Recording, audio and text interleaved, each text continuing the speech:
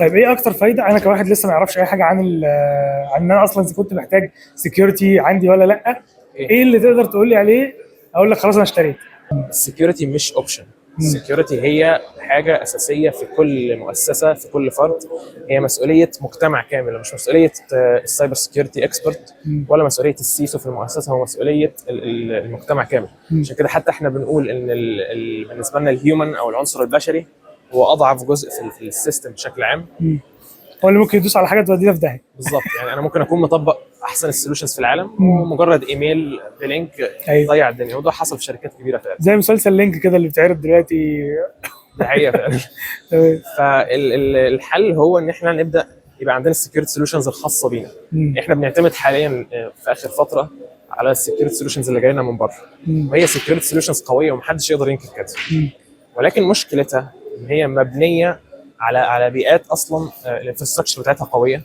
هم اصلا التطور التكنولوجي عنهم كان لينير، وده مش هينفع معانا. يعني احنا هنا محتاجين اكسبوننشال سولوشنز. ايوه، على سبيل المثال لما شفنا في الفينتك مثلا، اما ظهرت حاجات زي المحافظ الالكترونيه، اما بدا يبقى في استعمال فوري والخدمات الاخرى من الشركات. عمليات النصب كترت كتير. عمليات النصب كترت، ولكن في نفس الوقت قلت استعمال الكاش. في المقابل هنلاقي بره ان ده اصلا حاجه طبيعيه بقى لها سنين. ايه، لان هو كان تطور لينير حصل بشكل طبيعي مع الزمن. احنا هنا ده حصل في فتره قصيره قفزه بالظبط عشان توفر تكنولوجي قدرت انها تساعد الناس على كده. فده برضه ينطبق في السايبر سيكيورتي. احنا محتاجين سولوشنز مبنيه علشان المكان بتاعنا. اولها وابسط حاجه، انا محتاج السولوشن بتاعي يكون بيدعم اللغه العربيه بشكل كامل. حلو، علشان اسهل برضه على الطلبه اللي بيتعلموا في الجامعات في الستودنت اكتيفيتيز اللي منتشره، واللي حقيقه اي جامعه حاليا الستودنت اكتيفيتيز جزء لا يتجزا عن السلسله التعليميه. اللي كان خلال المراحل التعليميه ماشي في ستودنت اكتيفيتي، من اللي هي بتقدم محتوى، من اللي بتقدم كورسز، اللي بتعمل ورك شوبس، وتخرج هيبقى مختلف تماما عن الشخص اللي اعتمد على منهج الجامعه بس. هي سنه واحده بس فرقت اصلا في دخول المناهج دي، فرقت في الناس كلها. بالظبط كده.